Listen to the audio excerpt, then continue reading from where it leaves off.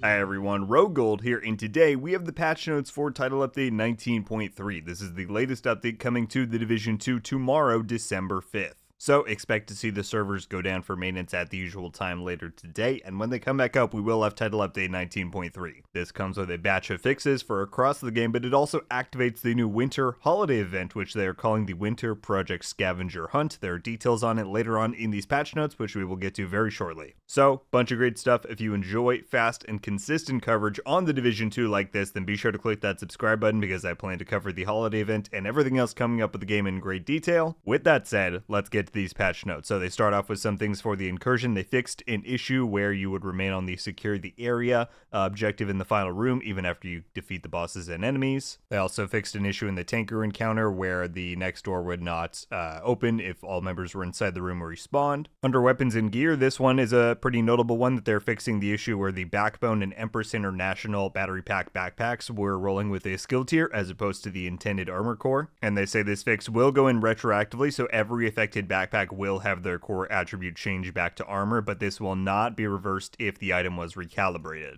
So if you have a specific one that you're looking at, just be sure to check if you recalibrated it or not, and that will tell you what will happen once the update goes live tomorrow. They also fixed a clipping issue with the Carnage named Negev LMG, and they also fixed the issue where duplicate specialization pistols were obtained when transferring them between the stash and the inventory, and they can now be deconstructed, but they will give you no resources. They fixed a performance issue with the manhunt during the Mel Arnold portion of the bounty under UI. They fixed a few things with the Woodwork and Wall Street bundles in the store, as well as an incorrect message displaying during the salvage project at the theater. But here we get to the part that everyone's going to care about, the Winter Project Holiday event for 2023. They say the annual Winter Holiday celebrations will be back in the Division 2 this December, and with it, the return of festive themed cosmetics, some old and some new. So this part is kind of nice. We actually get an end date from the beginning, which we usually don't. The Winter Project Scavenger Hunt starts on December 5th and ends on January 9th. So you have just about 1 month to go through this entire event. That should be enough time for people to jump in, but that is a date to keep in mind. They also state here that the Winter Project is available for all players regardless of if you own the Warlords DLC or not, because all of the objectives will be located in Washington, D.C. So that's a nice little bonus for anybody who is newer to the game or just doesn't own WONI. You can also partake in this event. And here we get to the good part, which I have covered somewhat in previous videos. If you watch those, you'll have an idea of what's going to happen here, but they say 15 new projects for players to take on with 15 rewards to unlock, 10 of which are completely new items. Now, we covered this in a bit more detail in my video back on Friday. What is basically going to happen is that these 15 projects are going to unlock day after day. So tomorrow on the 5th, there will be one of these new projects, and then assumably over the next 15 days, they will all unlock. You don't need to complete them that specific day. They will accumulate and stick around until the end of the event on the 9th. So anytime between when they unlock and when the event ends, you can complete it. But then those 15 projects are going to award you, I think, all of the new rewards for this entire event. So to at least my understanding, the Hoarder and Loot Goblin enemy will no longer be tied in with this whole event. That used to be how you got the items. But I'm pretty sure what they're saying, and they've confirmed that all previous years'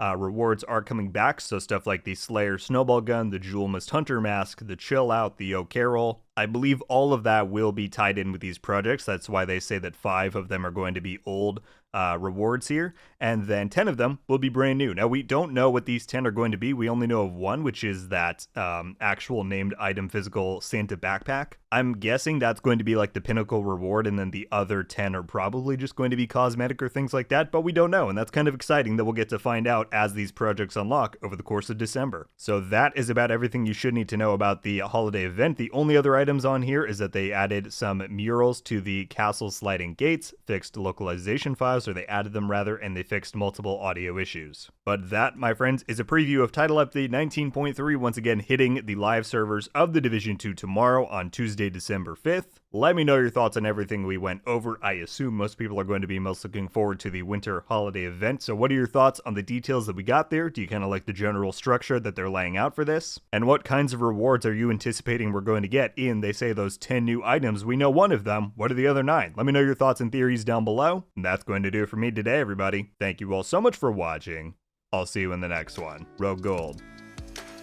Ow.